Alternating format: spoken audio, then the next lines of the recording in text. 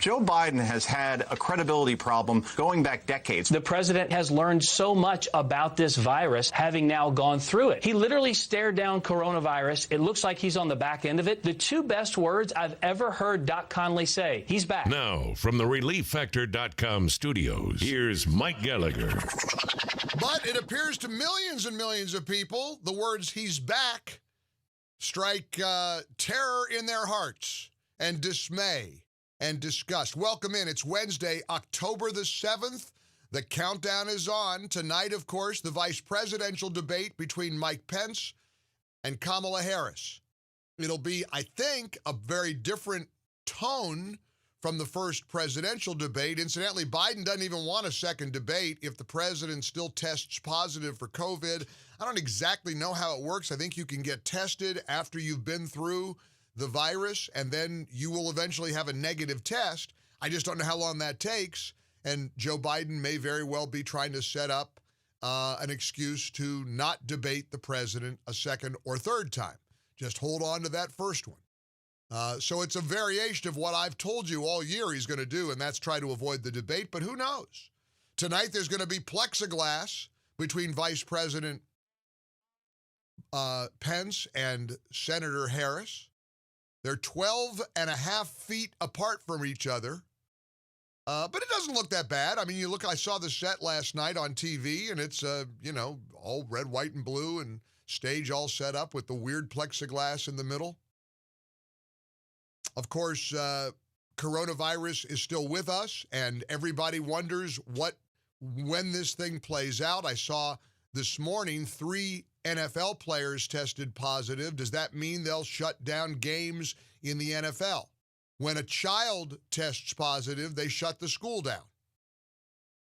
The reaction when there's a coronavirus test is to shut her down, lock it down.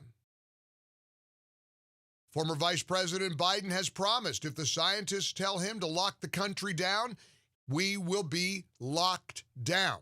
Meanwhile, the president is in a back and forth with Nancy Pelosi trying to get $1,200 into the hands of Americans who need it, trying to get economic stimulus money into small businesses' hands, help the airline industry. I don't think Nancy Pelosi wants anything to do with it. The president, of course, just coming back from Walter Reed, and I don't know where he goes, because evidently, according to people on The View, he's not supposed to go to the White House, which leads to, I think, a very pragmatic question. Where does an American president with COVID go? Because Sonny Hostin on ABC's The View thinks it's absolutely despicable that he has gone home.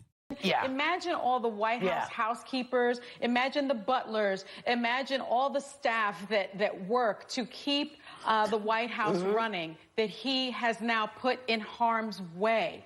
Imagine just the everyday people that want to serve the country and serve the first family. He's putting them in harm's way. 2 White House housekeepers have tested positive.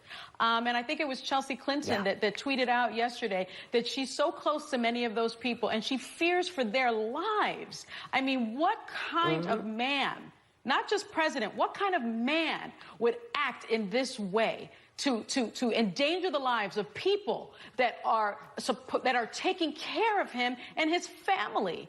It's despicable. Yeah. Despicable.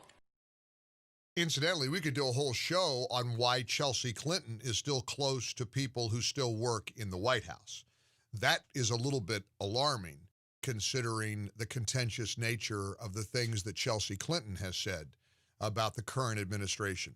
Listen, before you think it's just a lib on The View like Sonny Hostin, Brett Baier pushed back apparently yesterday too.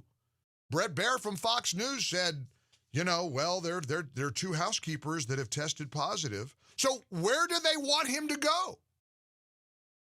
You think, this guy's a billionaire who has had butlers and valets and housekeepers his whole life, I guess. I don't know how he lives.